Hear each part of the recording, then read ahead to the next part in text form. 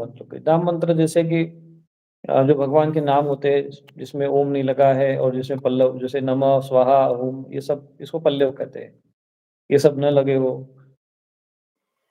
तो ये सारे जो है ये मंत्र आप जो है नाम मंत्र जो है नाम जिसको वैसे उनको नाम ही कहा जाता है, नाम मंत्र नहीं कह सकते, फिर भी जपने के कारण उसका मनन कर रहे हो इसलिए वो मंत्र रूप ही माना जाते हैं।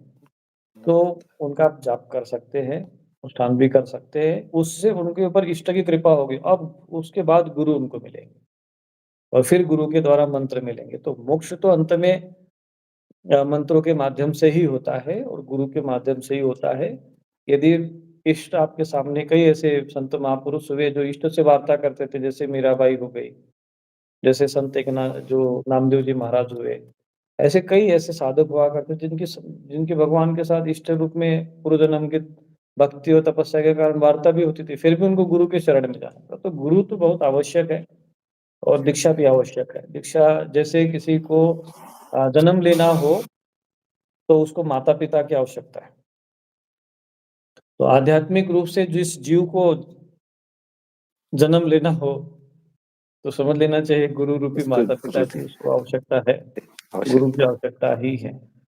तो जैसे कोई बीज है, उसको यदि पल्लवित होना हो, पुष्पित होना हो, तो उसके लिए भूमि की आवश्यकता है।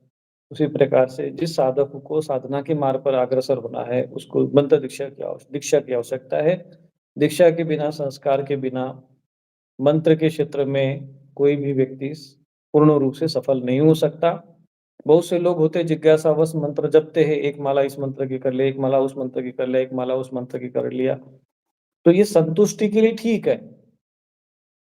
थोड़ा-सा मन में संतुष्टि मिलती है, परंतु उससे अच्छा है कि आप कोई स्तोत्र पढ़ लो, कवच पढ़ लो, शतनाम पढ़ लो, सहस्त्रनाम पढ़ लो, वो ठीक है।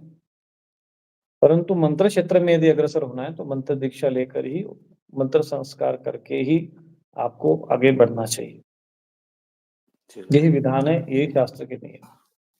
और सबसे बड़ी बात क्या है कि हमें भी पहले ऐसे ही लगता था, हमारे भी मन में ऐसे ही होता था कि नहीं जीवन में अ, ऐसे ही किसी को गुरु मान लेते हैं, तो उस समय भी नहीं, परंतु बाद में समझ में आया कि नहीं, देहधारी गुरु की आवश्यकता होती है और वो आपको मिलते हैं। देहधारी गुरु के द्वारा दिया हुआ एक बार मंत्र और एक बार किया हुआ स्पर्श ही पर्याप्त है।